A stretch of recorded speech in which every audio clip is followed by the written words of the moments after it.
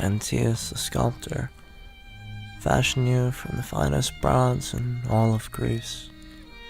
They called you Kalliope. Many would flock from Macedonia, Persia, and Thrace to Corinth, where they would possess but a mere moment, a mere glimpse of the most beautiful woman they would ever see.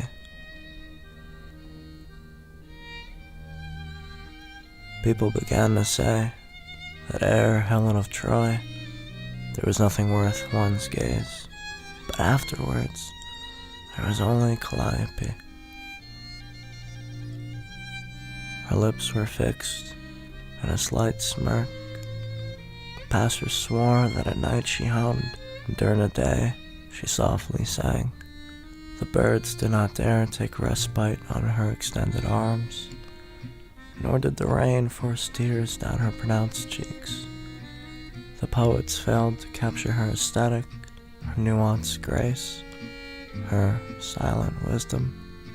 The philosophers, for all their metaphysical interpretations, were no more wiser in understanding what was so truly enthralling about her than anyone else. Antaeus was summoned to Mount Olympus by the gods, and Zeus demanded that he break down Kalliope limb by limb and cast her fragments into the sea. The Olympians were furious that a mortal could conceive of a being that exceeded their own pulchritude. One would believe that her bronze skin was gold, that the chisel of her forging was dragon bone. Yet, they were not but ordinary components that created such a being. Antaeus refuted Zeus by claiming that though this would surely destroy her physically, those who saw her would not forget. In truth, her beauty lied in the fact that she was still. Should she have the breath of life to make her animate, people would see that her teeth are thin, warped, and rotted, that her eyes are a muddy brown of no significance, that her voice is that of an old, crude beggar. And people would thank the gods for exposing such a grand facade, while damning Kalliope to be born into a world where she is despised by all. So it was that on that night, Zeus cast a bolt of lightning that would make her bronze skin brittle. Antaeus would peel away ribbons of brownish yellow to peach, and peel away further until he would find Kalliope beginning to breathe. He smiled. He had tricked the gods. Her teeth were not rotted, but perfectly shaped out of pearls.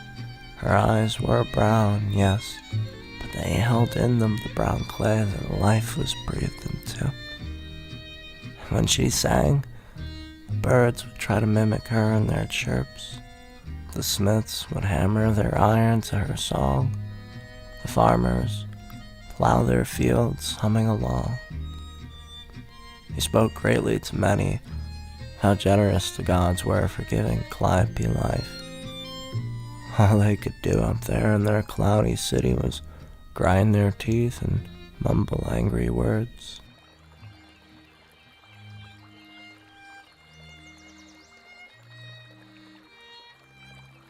Kalliope asked him if she could leave. Antaeus grimaced, but said, "Of course, you need not ask thee. Life is now yours to wield. You can move freely without me." She smiled and lifted his chin, raising his eyes to hers, and said, "My sweet Antaeus, I simply wanted to know what it was to be free. Being a statue, being motionless, the choice always lied in yearning. I hummed and sang so my songs could travel to places I could never smell, taste, see, hear, or feel.